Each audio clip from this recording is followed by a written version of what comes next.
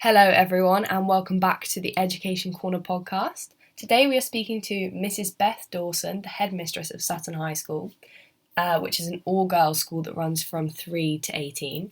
If you want to learn about their academic results, their extracurriculars, their mental health support, their scholarships and bursaries, and much more, keep listening. Thank you for agreeing to speak to Education Choices magazine, Beth, today about Sutton High and all the exciting things that are happening at the school. I'll begin with our first. Just generally, can you tell us about the ethos of Sutton High and the characteristics that as a school you're aiming to instill in the girls?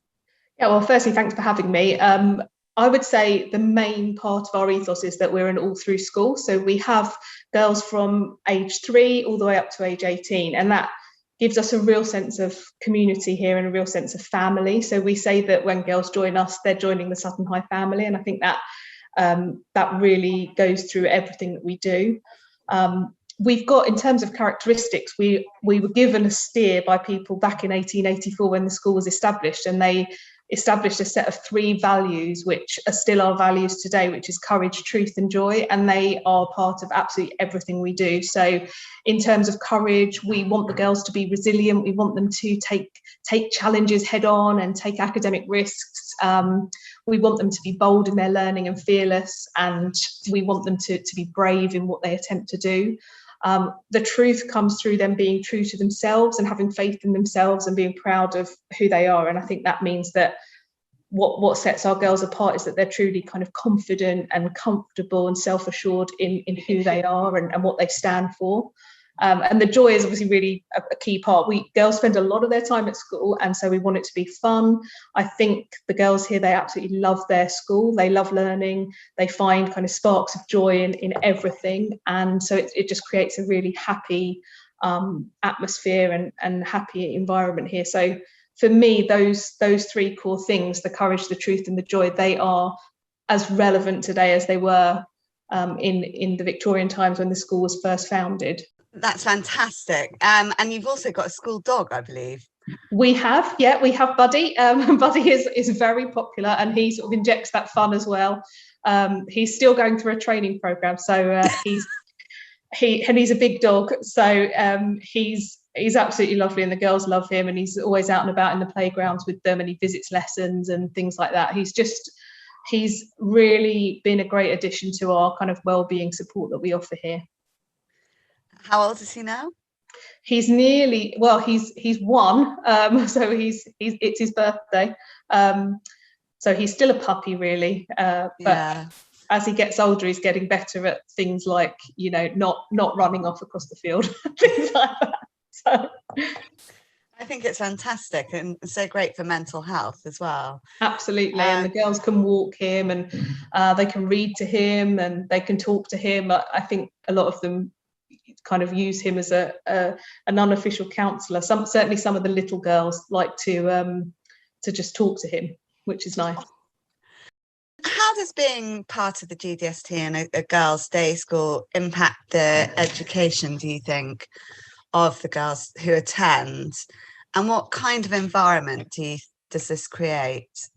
Well, I think first and foremost, the values of the GDST are to create a family, which I've already spoken about, but to truly put girls first and to develop girls who are fearless. And that plays into our core value of courage as well. So I think the girls in a GDST school, they're able to learn without any sort of gender bias. They're able to grow and move and to shape the future in whatever direction they choose without feeling that they're restricted because of the pressures of either having boys in the school or the perception of what a girl should do or could do. So there's this kind of inner confidence that comes from being in an all-girls school, I think. And that means that in terms of environment here, it's purposeful, but it's also fun, it's calm, it's supportive. I think being all girls, it means that the girls are really, really happy to share in each other's successes. They want to lift each other up as they are equally being lifted. So it just creates a really warm but purposeful environment. You're, just for those who may not know, obviously, as you say, you have the junior school, which starts at 3. And I imagine quite a few children come through from the junior school to the seniors. They do, yes. So we welcome a large number of external new joiners as well at 11 plus, but we do also have the majority of our girls who come up from our prep school. And if girls join us in our prep school, then they're guaranteed a place into our senior school. So and equally, they're then guaranteed a place into our sixth form. So we really do want students to have that all through educational journey. The benefits of being with us from 3 all the way to 18, there are tremendous benefits to that. We truly will know them by the time that I'm writing a UCAS reference for them. We really do know them as individuals. It's lovely. It's lovely to have that longevity, I think. Entrance tests at Sutton, although this year obviously was a more interesting year all round. Hence we ended up doing an entrance exam guide in our autumn edition. But the entrance tests at Sutton are slightly earlier than some of the others, aren't they?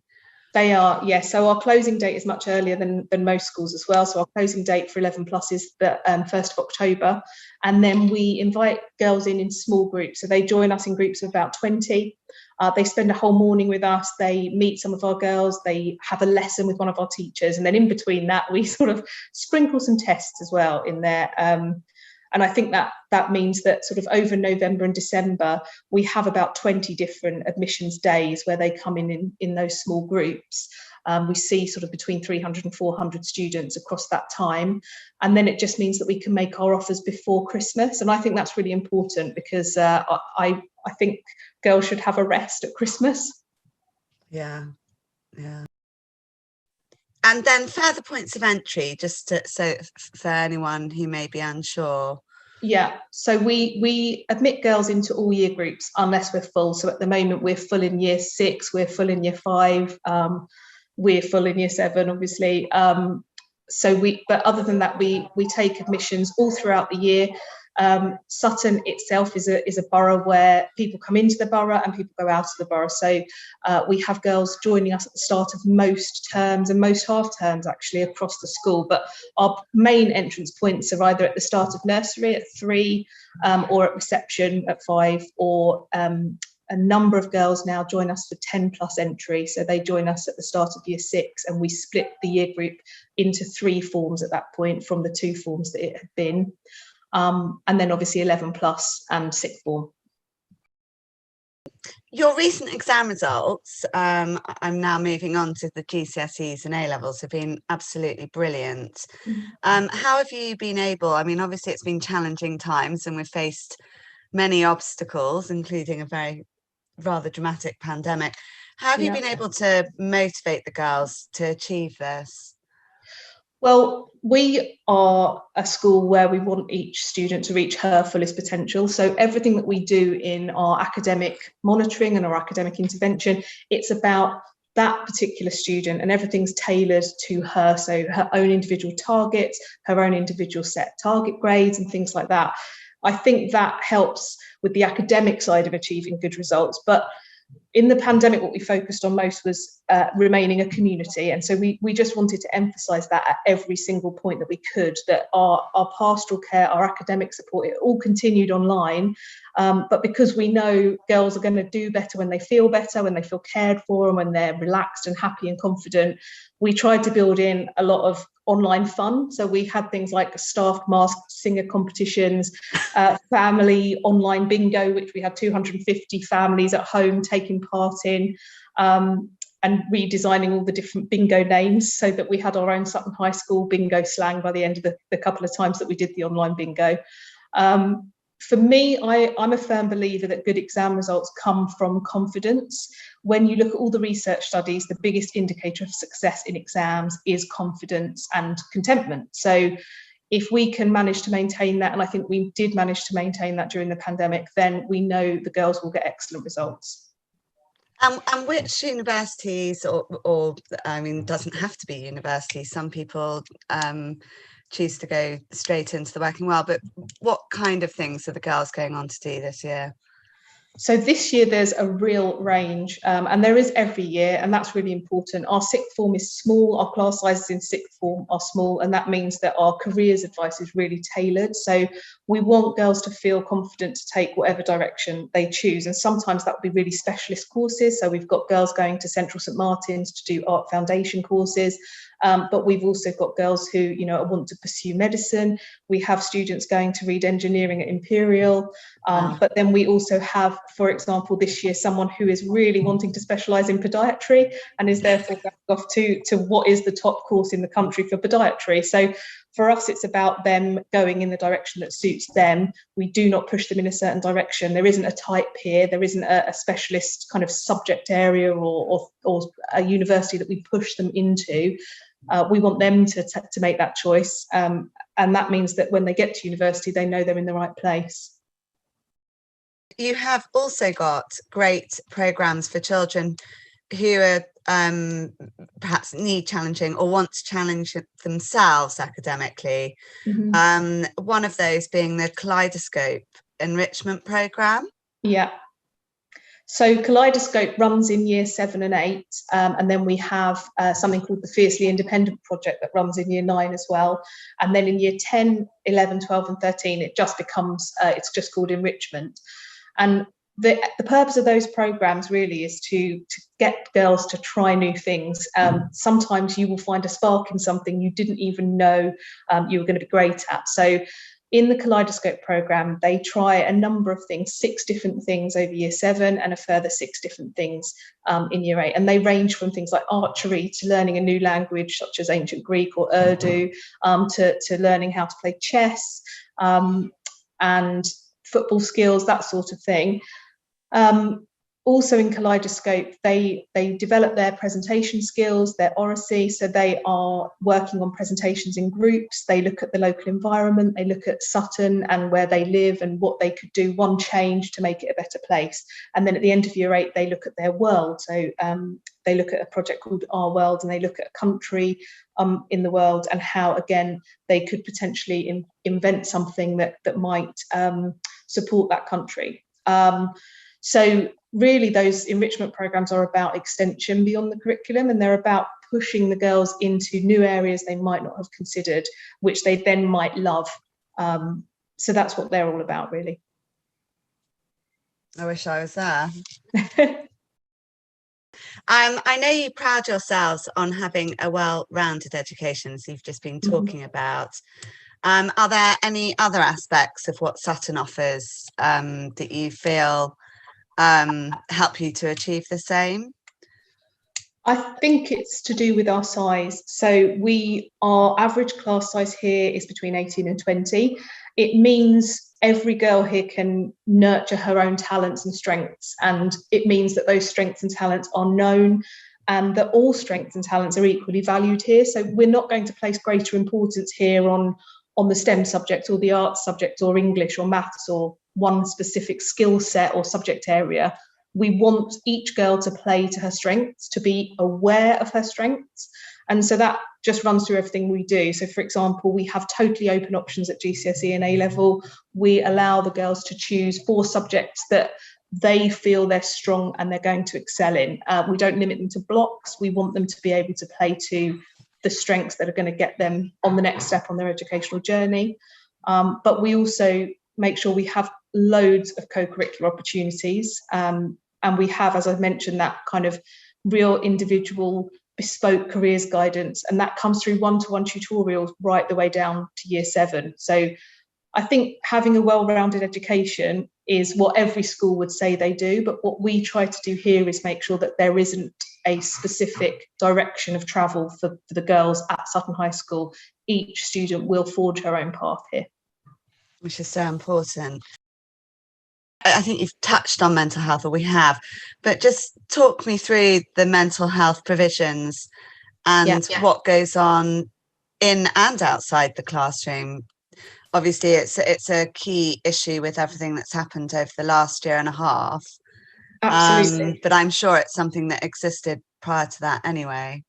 Yeah, we've got a really carefully thought out structure of pastoral support here, and I think pastoral support is one thing that the school is really well known for. It starts with the tutor, and girls right the way down to 3 years old have their form tutor. Now, once they get to year 7, they also have a co-tutor, and that means that they have 2 people who are their key adults in the school, and they have one-to-one tutorials with them regularly. They have academic mentoring from them, and they get to know each individual student. So beyond that, there's then the head of year. Our heads of year have been here a long time. They are very, very experienced in dealing with teenage girls or young girls in the prep school. Beyond the heads of year, we have a deputy head who is also our safeguarding lead, who is an absolute expert in girls and is a specialist in pastoral support. And then beyond that structure, if girls need additional support, there is a full-time welfare officer here. She deals with kind of mental health first aid, but also medical support as well. And we also have a full-time school counsellor. So there's a lot of support for students who need it when they need it. And we're very, very good at identifying those needs quite early on so that we can tackle them, we can address them, we can talk about them, and we can help to support the students in whatever they need. And it obviously is working very well. Just talk to me a little bit about you offer some quite unique extracurricular activities and also the sports that you tend to specialise in. Yeah, so we currently specialise in netball, hockey and cricket. Cricket specifically is becoming incredibly popular here, and we're very successful in cricket. But we're also really strong in swimming. We've got our own swimming pool. We have gymnastics that's very strong, and we also have excellent dance clubs here. We're about to introduce football. That's been kind of led by the girls' demand. They really want to have football introduced in the school, so that's starting after half term. I know that's going to be very popular, and I hope that we can build up lots of football teams.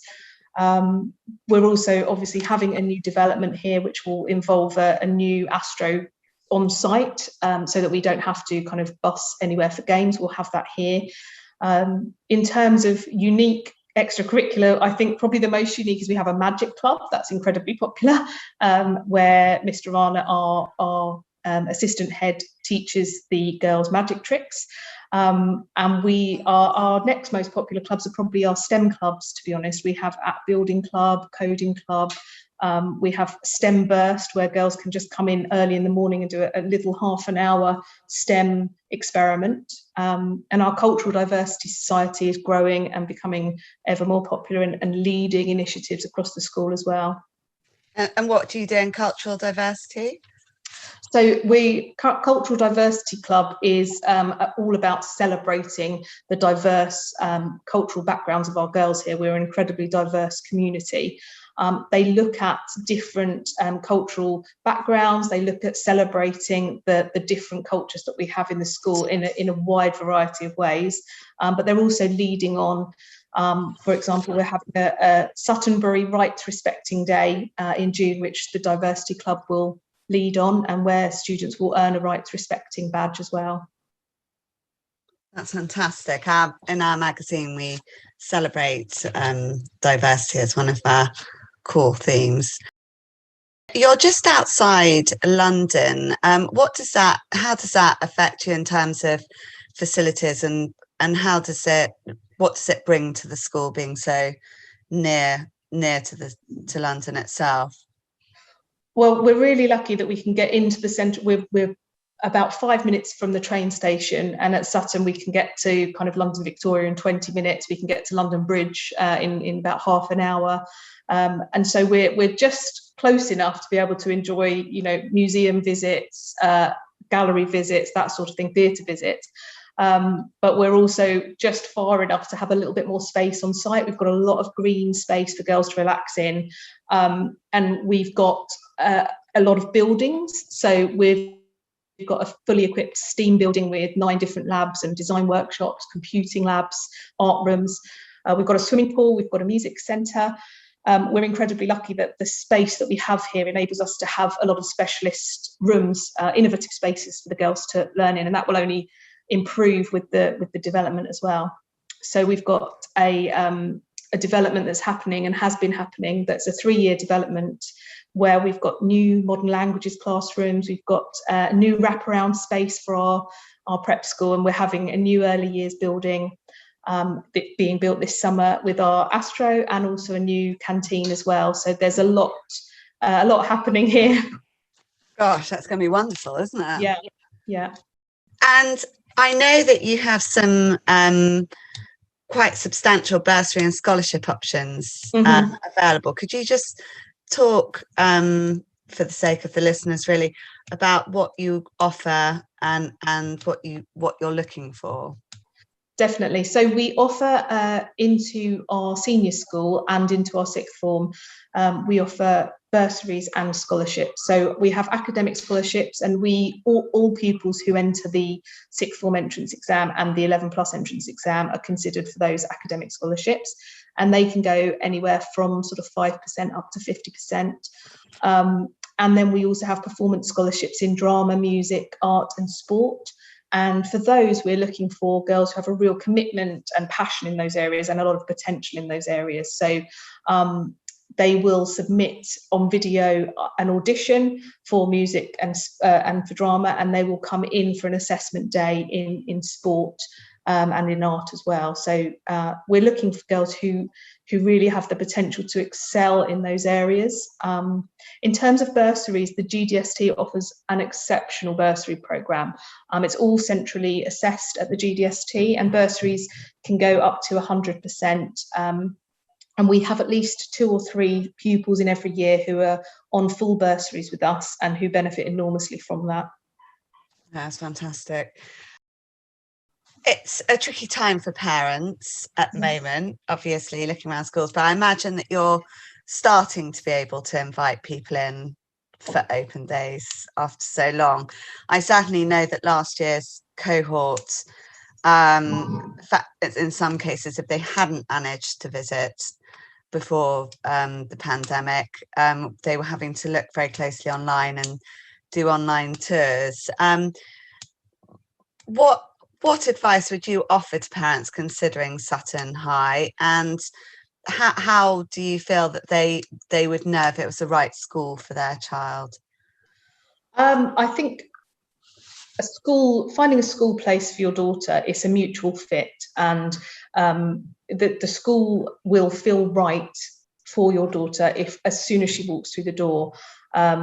It's not about the buildings, it's about the atmosphere, it's about the girls that she'll meet when she comes here. So we try to focus on personal tours, a very personalised admissions process. We want our prospective pupils to have as much opportunity to meet our students and to see, how they feel in the school. And we let all our students be guides. They all take it in turns. We don't sort of train them up or anything like that. They give the honest feel that they have for the school. I try and encourage all prospective parents to meet with me. We have the opportunity for one-to-one Zoom if they can't come in, or one-to-one meetings with me, and like I say, online virtual tours. But we also are having, or hoping to have, an open day on the 23rd of June. So we will have some in-person open events as well.